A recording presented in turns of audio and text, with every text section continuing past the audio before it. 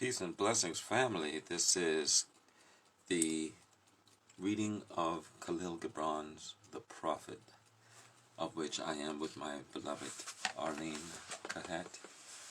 Kahet meaning the purifying light of God. And I am King, giver and receiver of a deeper wisdom. We honor the divine in you and those who yet have come to actually recognize their value, worth, and vibration of love, and our experience of this we call living. Thank you very much.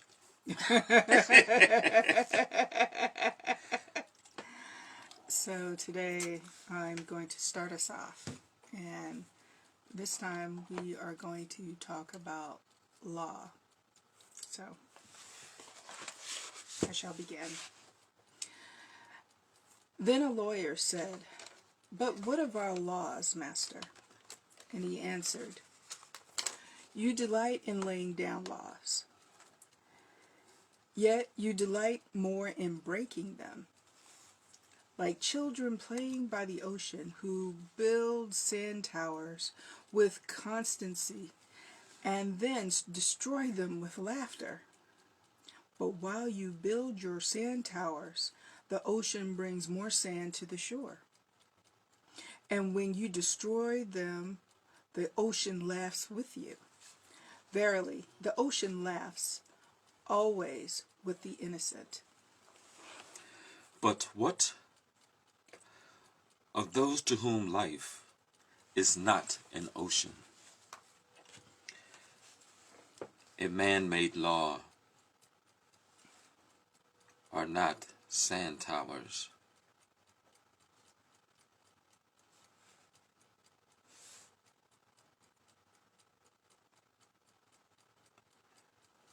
Okay, let me start down again, because I got to get into the vibe.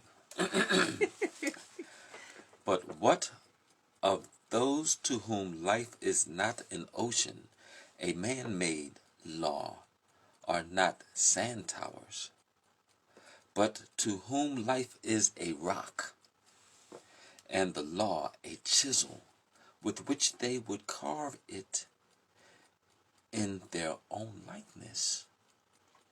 What of the cripple who hates dancers?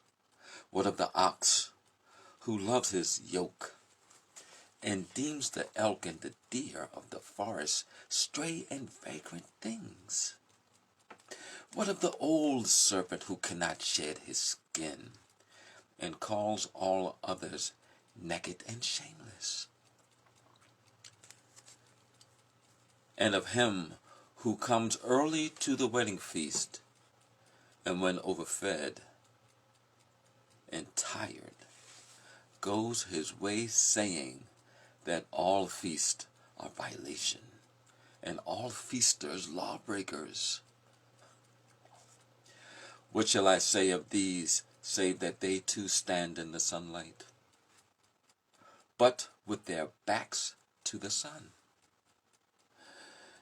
They see only their shadows, and their shadows are their laws. And what is the sun to them but a caster of shadows? And what is it to acknowledge the laws but to stoop down and trace their shadows upon the earth? But you, who walk facing the sun, what images draw on the earth can hold you? You who travel with the wind, what weather vane shall direct your course? What man's law shall bind you if you break your yoke, but upon no man's prison door? What laws shall you fear if you dance but stumble against no man's iron chains? And who is he that shall bring you to judgment if you tear off your garment yet leave it in no man's path. People of Orphalese, I should say people of Baltimore, but there's people all over the place. You can muffle the drum, and you can loosen the strings of the lyre, but who shall command the skylark not to sing? Woe wee, woe wee. This one's a little deeper than anticipated, isn't it?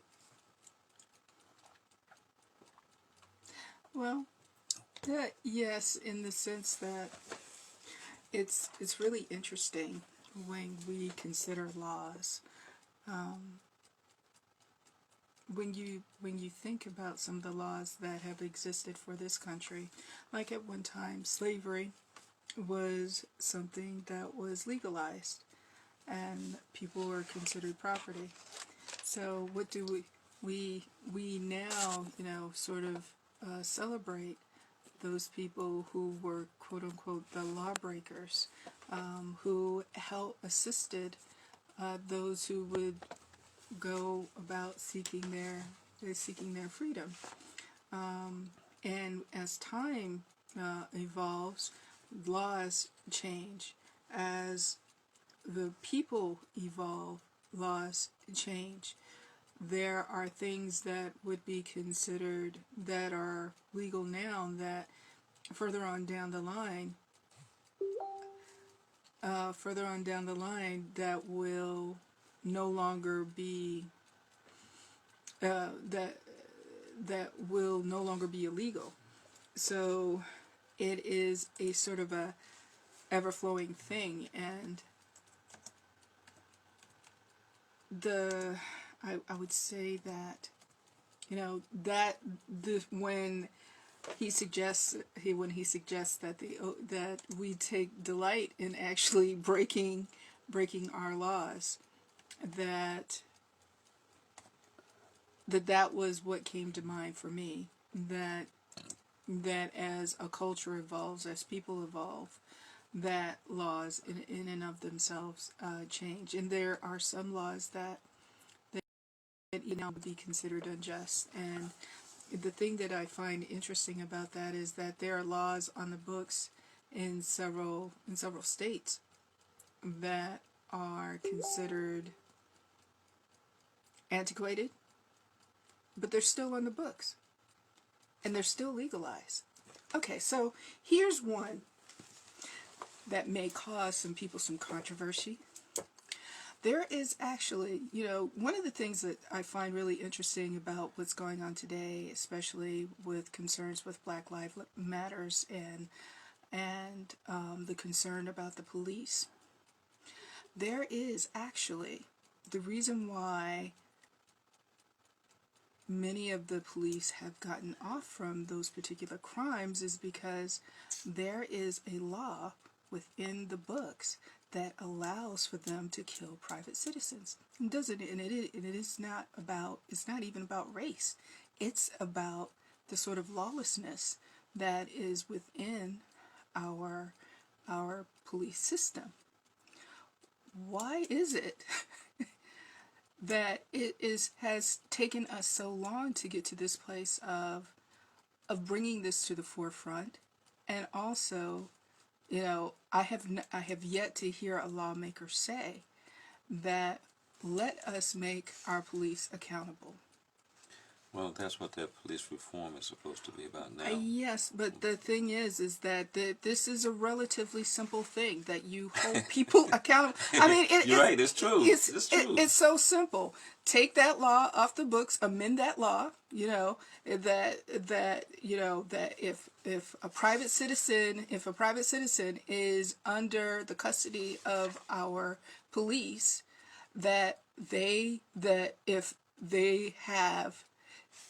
if they use undue force they cause physical harm, they cause the actual death of an individual, if they actually abuse an individual, that those people are held accountable.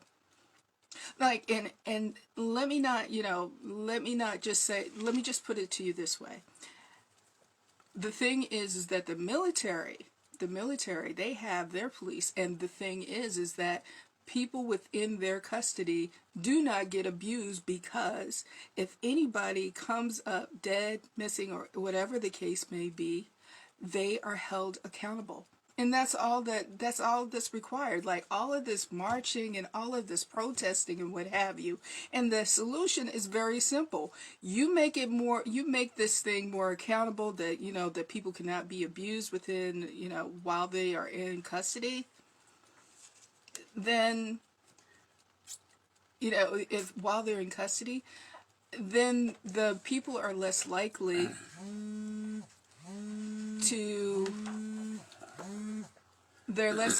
to actually, commit any laws against, or they would be less likely to abuse the people if they knew that they were going to going to be held accountable. Well, I'll go one step deeper. And people share not this as a truth, which is unfortunate.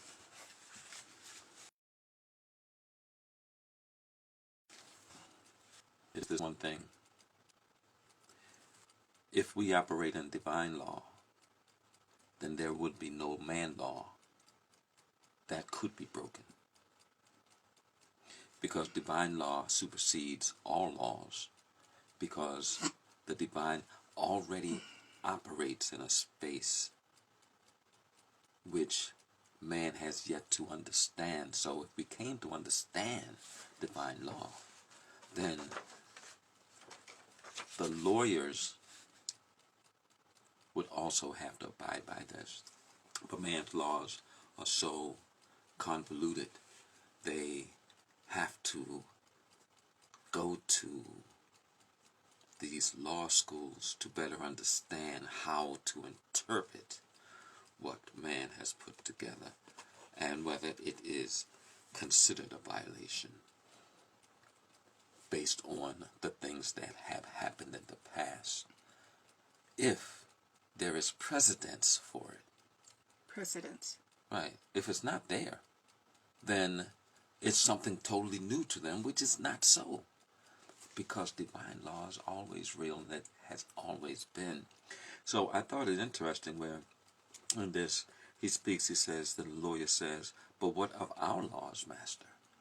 And the response is quite eloquent, because it's not that he said, speak to us of laws, because the lawyer knew better than to ask that question. Because if the lawyer asked that question, then what of the law of truth and order and harmony and righteousness and reciprocity? What of the laws of balance and justice and propriety? What of these laws? What of the laws of compassion? What of the laws of love? These no man can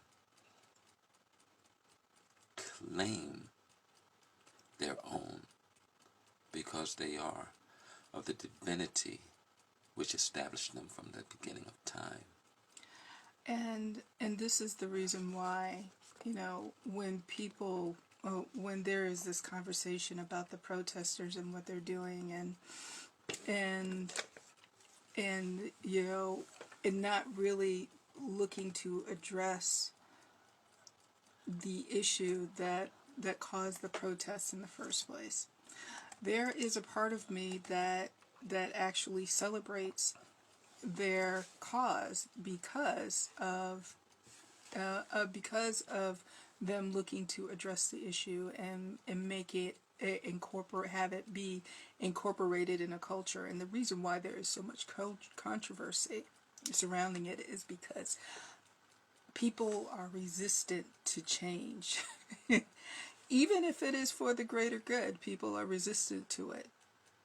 And so, but the thing is that I guess you could say when he speaks here and talks about the ocean, that laughs with you when you break the law. Not that the protesters are necessarily breaking the law in the peaceful protesting themselves, but bringing it to the attention, like there is a greater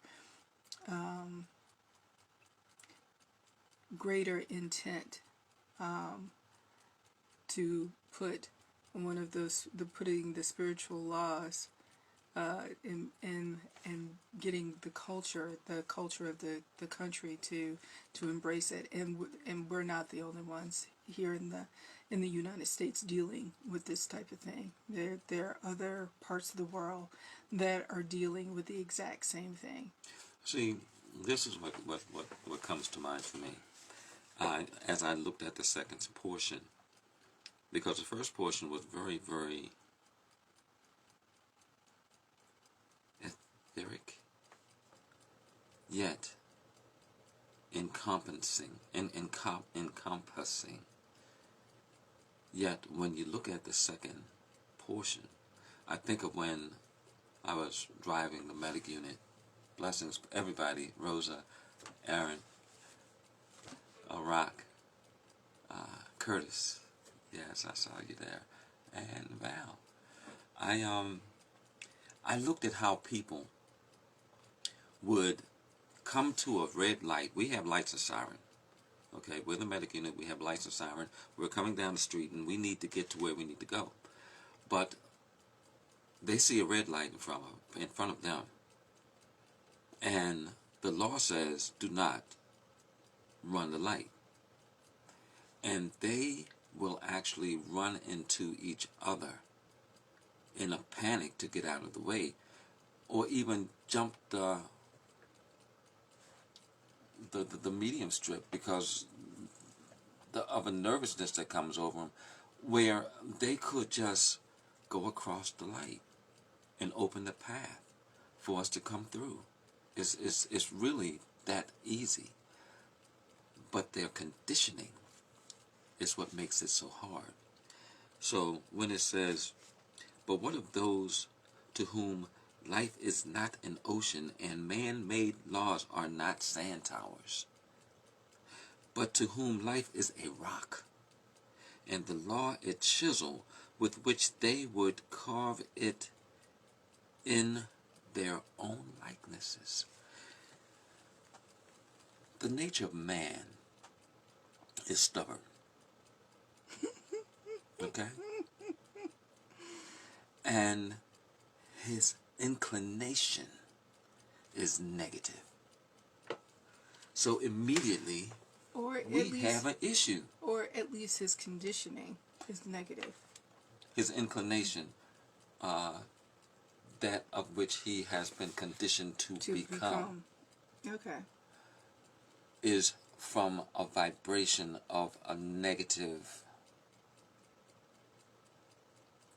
DNA, of a spirituality he has not to clearly understand because of his collective vibratory exposure to light and dark. For man is both and one at the same. And the balance is what's necessary in order to better comprehend how to navigate in the issues of this living in which we have. Hi, John. So, you say here, it says, you delight in laying down laws. This is what legislation is all about.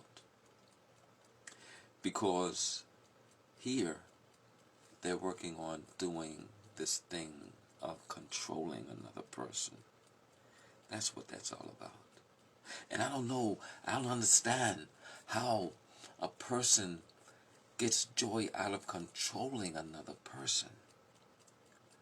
I find confusion in that. Yet, we need obedience.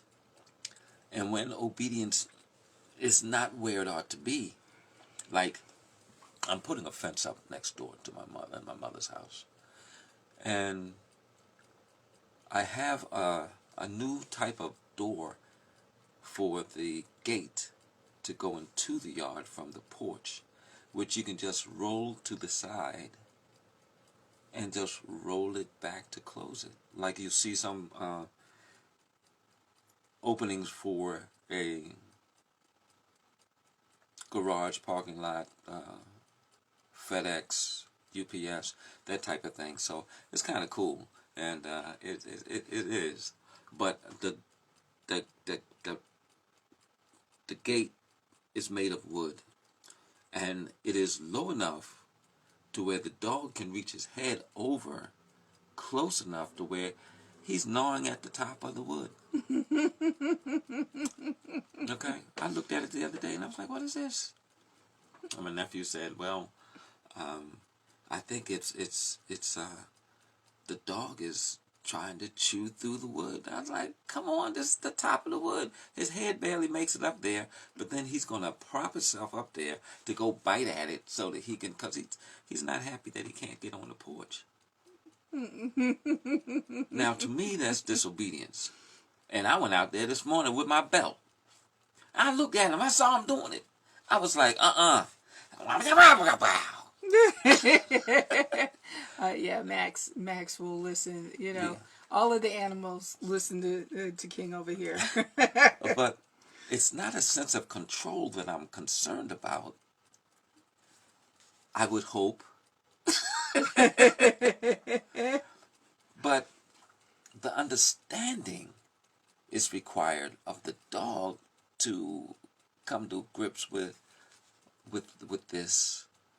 Or the other side of the coin is, I can make the gate of a higher piece of wood to where he can't reach it, but we can still open it. And so that's my second option. But you delight in laying down laws, yet you delight more in breaking them. Now, if you know people who cheat, there is a code that some of them have. And it's like some game goes like this. Ain't no issue if I never get caught. Now, back in the Spartan days, that was one of their policies. You did not get punished by your superiors in breaking a law.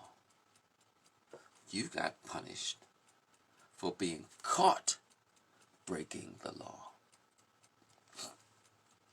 Do you follow what I'm saying? The concept was,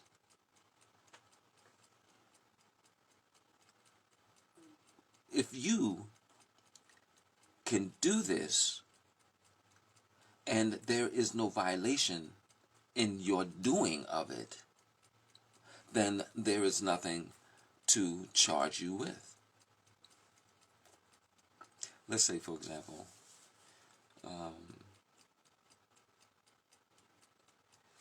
it says in the section over here, which I thought was cute, it says, "And who is he that shall bring you to judgment if you tear off your garment, yet leave it in no man's path?" Follow what I'm saying? He can throw the thing down because it's his prerogative to do whatever he chooses. For everything is permissible, as the Bible says, but everything is not beneficial. So, who's going to judge this person for doing that? The other one says, "What laws shall you fear if you dance, but stumble against no man's iron chains?" Now,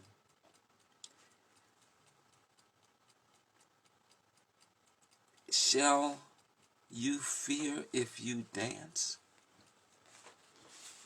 So what laws shall you fear if you dance, but stumble against no man's iron chains? Chains were made of iron at one point in time. And to stumble and fall into these irons was an issue, because that meant you was in slavery.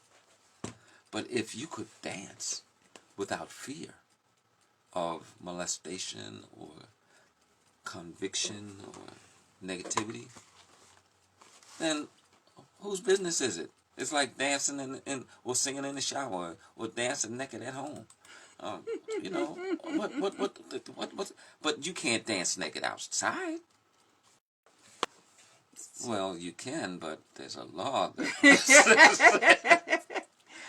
you see what I'm saying? But then there's places of which, if you have the propensity to desire to be out in the open, well, then go to a nudist camp and be amongst those who do that thing. So I find it interesting that it says, yet you delight more in breaking them. And the concept is here that you're finding a gain with this. So it says, like children playing in the ocean, like children playing by the ocean who build sand towers with constancy and then destroy them with laughter. Okay? Donald Trump. I don't want to talk about him. Let's talk about somebody else. Well, I have an example. Okay, but it's not, don't include that thing that I just mentioned, right? Yeah, it doesn't. Okay, I appreciate that. Okay, all right. So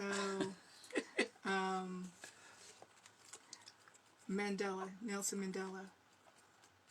Here's a person who broke the laws of apartheid with doing the work that he did.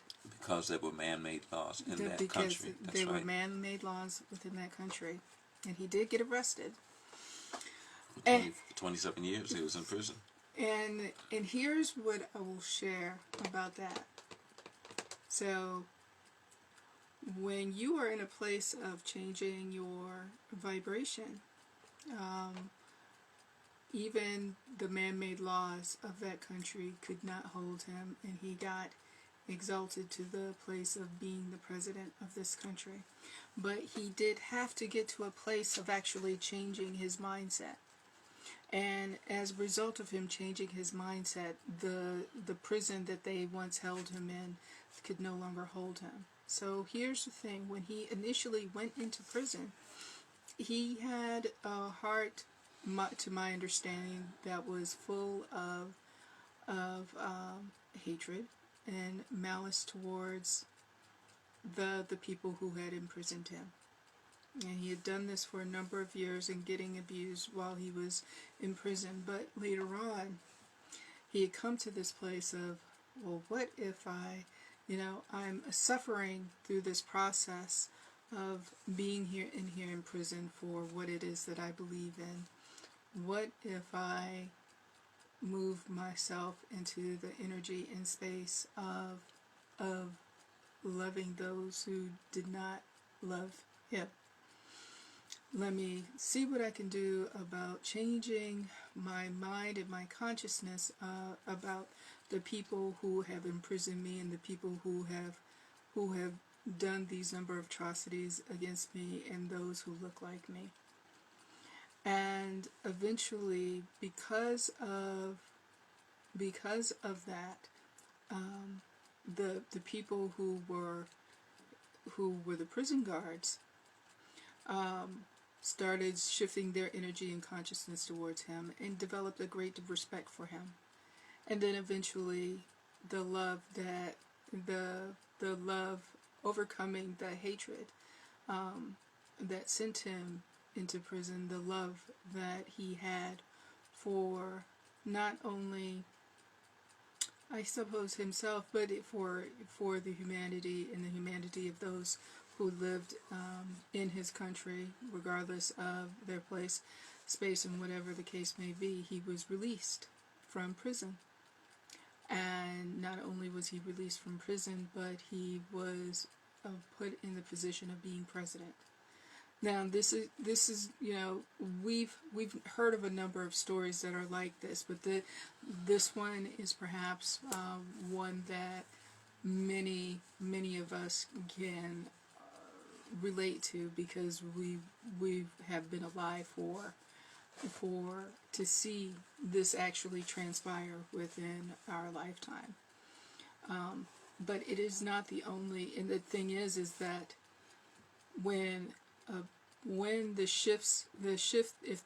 is a shift even in the consciousness of the individual who is a quote unquote lawbreaker, um, he, let's just say that his consciousness was to such a degree that he actually ended up changing the man-made laws of that country to something that is more in line with spiritual law and honoring all of those who would live in that country. And there's still some, this is not to say that there aren't any issues with things that are going on there now, but just the energy and the consciousness has enough to create those waves so that the ocean can change and shift the consciousness of a whole country and change the laws of a country. I'm going to go in a rabbit hole for you guys. Okay. What of the cripple who hates dancers? I don't see where he's going to make a law about it, but if he could, he would, right? What of the ox who loves his yoke and deems the elk and the deer of the forest stray and vagrant things? Okay? What of the old serpent who cannot shed his skin and calls all others naked and shameless? Now, riddle me this. There were laws established before man was created because it takes order to create structure. In this consciousness, let's just kind of go into a space that is beyond where we are. And man was not created yet. You're just energy. And the energy vibration that is around you is nothing but energy. But you are an individual aspect of energy, which was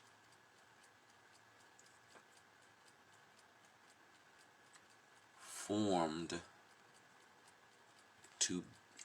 into being and existence within the whole, but separate, so to be identified as such.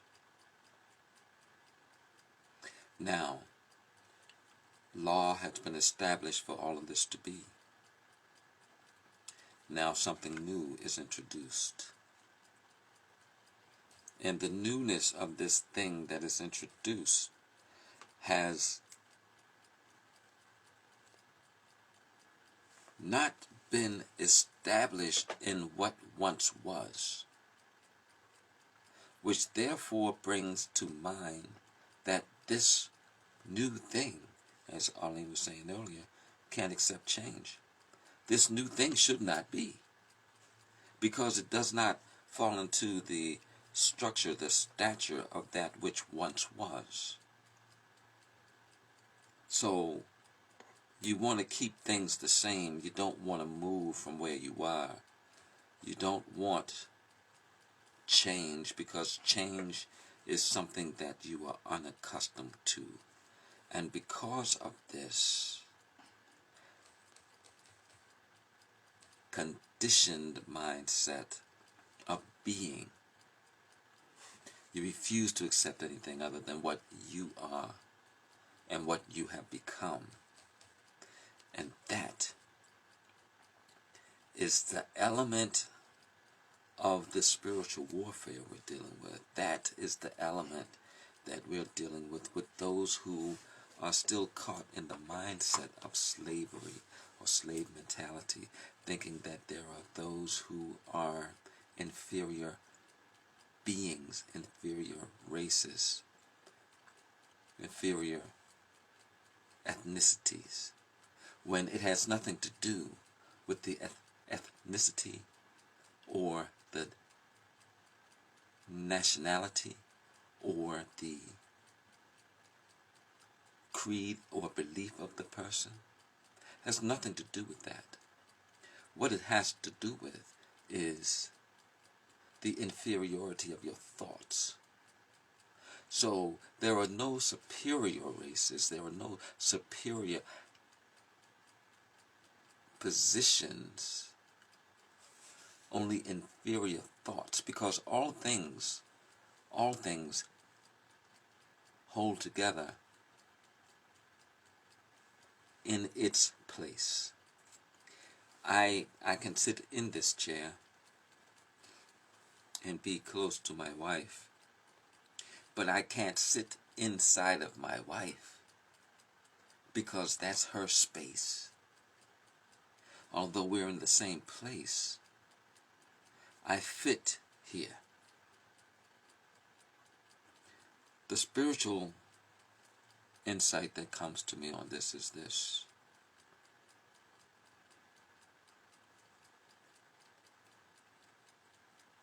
When given authority over the earth realm,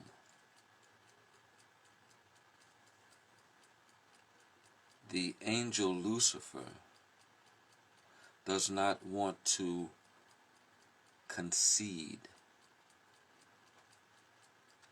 his authority that has been given to man, which has been given to Christ. Because man failed in what he ought to have done in subduing the earth and having dominion over it, because he was persuaded to step out of order. In the process thereof, he lost his position. So when God said, as the scripture says to us, Adam, where art thou? This is an all-knowing God. So when he asked that question, it blew me away, because I was like, come on now. How you going to be all-knowing and then ask where you at? What's up with that? And that's what opened my door to spiritually understanding deeper. Because God was not asking where Adam was. God was asking Adam, why did he not maintain his position? For he stepped out of position and allows Satan to hold the position that he had over man, which caused so many issues, which we are facing to this very day, which requires now that we have the power of choice to choose to be obedient or not. For the law required a sacrifice, and it was in accordance to the kingdom ruling for the redemption of those to return to the source. But they cannot return to the source if there is not a path that bridges them to do so. Otherwise, they remain with the one who was given authority in the first place, because that one did not concede. Something to think about. Law is a very, very interesting component of living life. But when we allow ourselves to feel in alignment with divine operation, which is always for expansion and full expression, this means the production of something that has not gone before, something entirely new, not included in past experiences, but proceeding out of them by an orderly sequence of growth. We then come to the place of recognizing that There is no law that man can create that negates our authority to do what we ought to do. So man's laws are designed to trip you up. But maintaining the wholeness of God's will keeps you protected from the shadow makers who believe that they are God when they are far from it.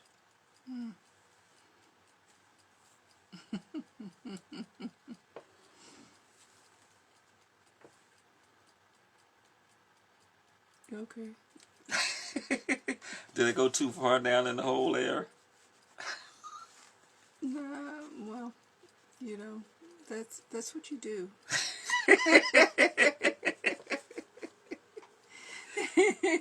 That's what you do. So no, there's no fault here or anything. It's just what you are, what you do and who you are. So it's all good. Yeah, because I think it's funny when it says, and of him who comes early to the wedding feast, and when overfed and tired, goes his way saying that all feasts are violations and all feasters lawbreakers. That one's a hit for you, ain't it? He the first one there. First one there. Drinking, having a great time, eating as much as he possibly can, and in his discomfort he leaves that place miserable. And in his misery he wants to blame somebody else. And not only does he blame somebody else, he blames everybody else. Yeah, but people do stuff like that all the time. Yes. And then when it says here, what law shall you fear if you dance but stumble against no man's iron chains? So one of the things that I find interesting about this is, or what really kind of comes to mind, is during the Victorian era. They talk about the people who were considered the gentry, the people who are the earls, the landholders, and things of that nature. The lords. Lords. We're talking about European lords, like the earls, the owners. The owners. Because it was interesting as I perused the Bible. Lord means owner. So they're the owners of the when owners you apply that, as when you see Lord, just replace that word with owner, and you see the Bible from a totally different experience. But that's what she's saying, owners. Yeah, the people who. So the thing is that when I read historical fiction, the historical fiction, but a lot of the authors that I read from, they talk about the rules that govern the people, the sort of social rules that govern the people, govern the women, govern the men, govern the people who are considered the lower classes, those who are service providers, and it just a whole lot of what I would call nonsense. However, the thing that was always interesting is that those who were the landowners were the ones who set the rules for the people who lived within their vicinity, within their properties, because most of the landowners leased their properties to the people who were the working class, or those who were the farmers, or those who they leased their lands to those people and to the lower classes, and they would more or less sort of split the profits between the people who actually owned that worked the leased land, and then they would give like the rest of it to the people who were the landowners, depending on their moral compass. Depending upon their moral compass. But the thing that was interesting, like even the people who worked within their property, even those folks were governed by certain rules and quote unquote laws of the people who were in charge. And some of the people who were in charge, it just weren't right. They would be judge, jury, and prosecutioner and send people off without references. And it would, and then, you can read about the sort of downward spiral after a person has lost their position if they weren't given a proper reference. And the thing is that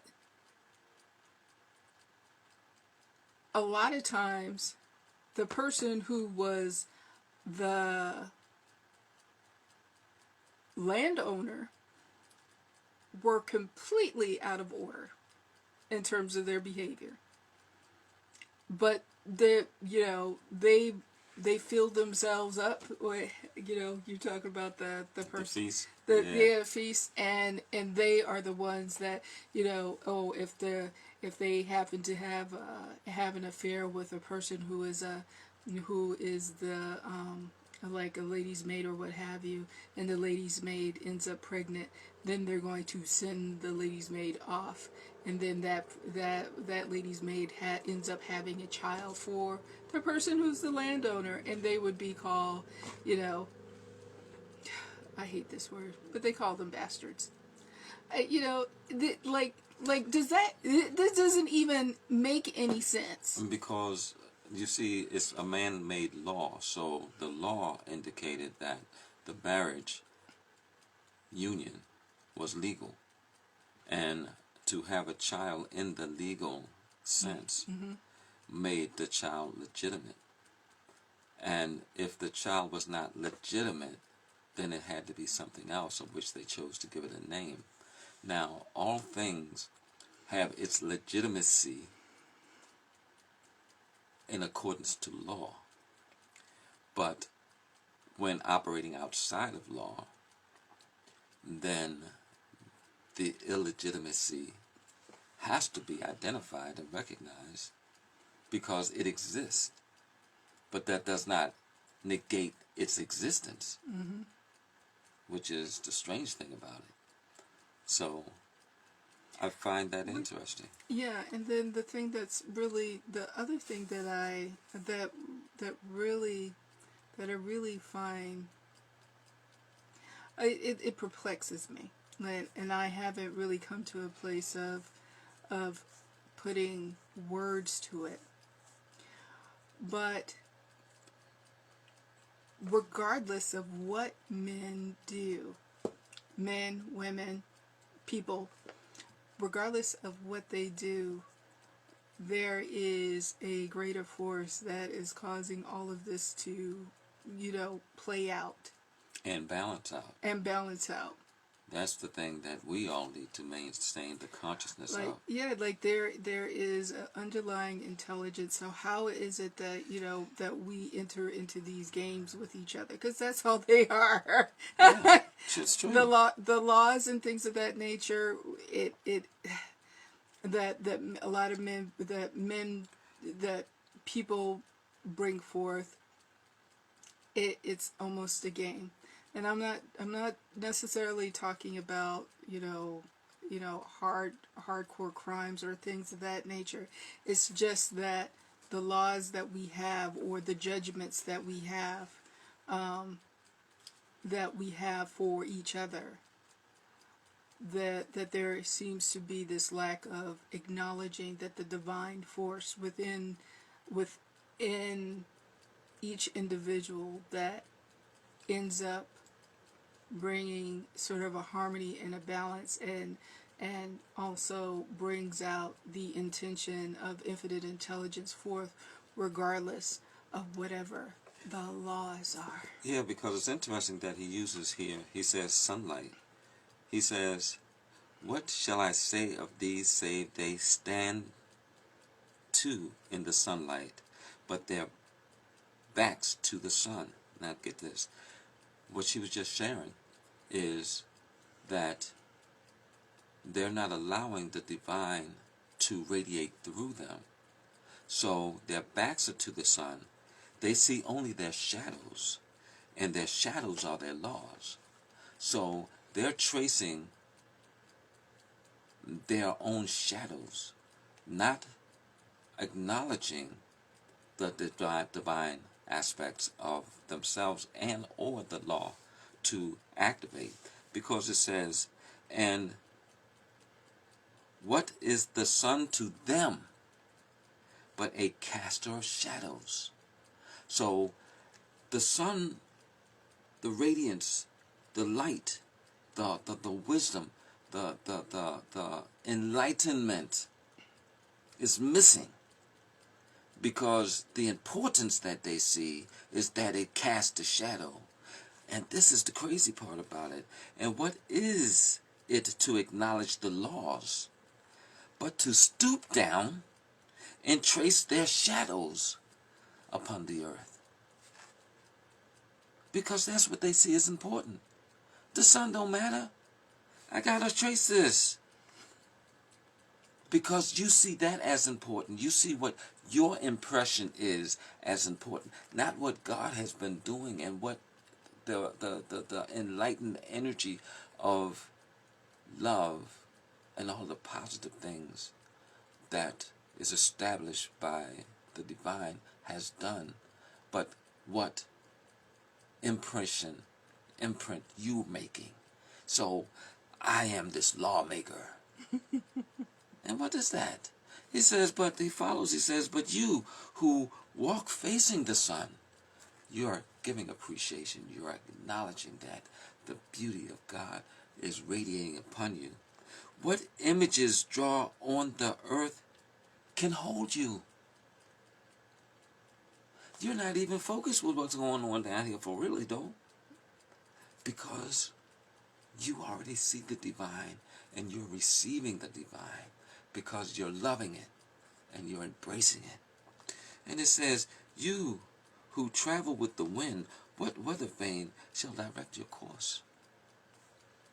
If you're traveling with the wind, whichever way the wind blows, is that not your course?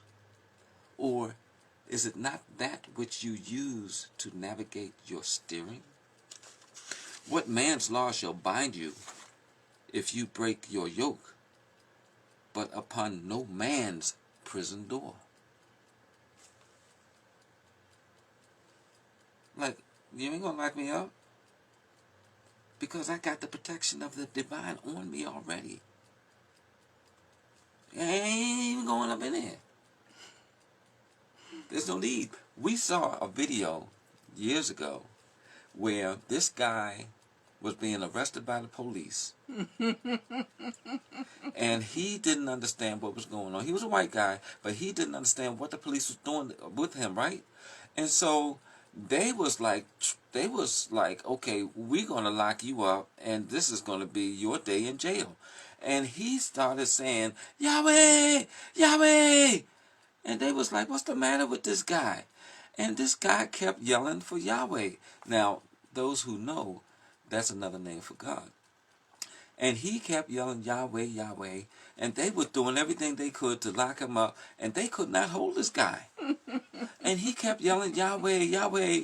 And he kept the wiggling and the finagling. And ran away. And that guy left. I mean, he left. And the police, when they tried to chase him, they stumbled and fell. Yes. They couldn't even keep up with him. It was like they got exhausted. They couldn't even run but so far. I mean, it was so weird. One, they were already struggled with him, and they couldn't defeat that. And so he's calling Yahweh because he's like, God is going to save him out of this because these people are in violation. And that's what he was telling them. Say, y'all wrong. Something wrong with y'all. And he kept calling Yahweh, Yahweh. You can look it up on YouTube. I'm telling you, it's there. And the guy left. And they could not do nothing about it. It was wild. But it was real. It was videotaped. And it goes to say that when we embrace the truth, which is one of the principles of mutt, truth, harmony, order, righteousness, reciprocity, balance, justice, compassion, propriety, doing things the right way. When we speak this language with one another, and we ensure one another that we are also in agreement with what they speak, then our speaking of the same language of love and law balances all things. For if I speak in truth, what can stand against that? If I am harmonious, then what discord can come? When I am in order, what chaos is my issue? When I am in right thinking, righteousness, right thinking, what can oppose that? When I am of a giving heart, then giving is also in return to me to give in forgiving, as one will come forgiving to give. As justice and balance weighs the scales, we do things in proper order, propriety, and in compassion. It expresses love. And there, none of these no man can stand against and say it's not worthy of what it is. This is what we speak when we speak of law. And this is where we should live in our conscious minds of law. So when we observe law, be mindful that obedience is better than suffering.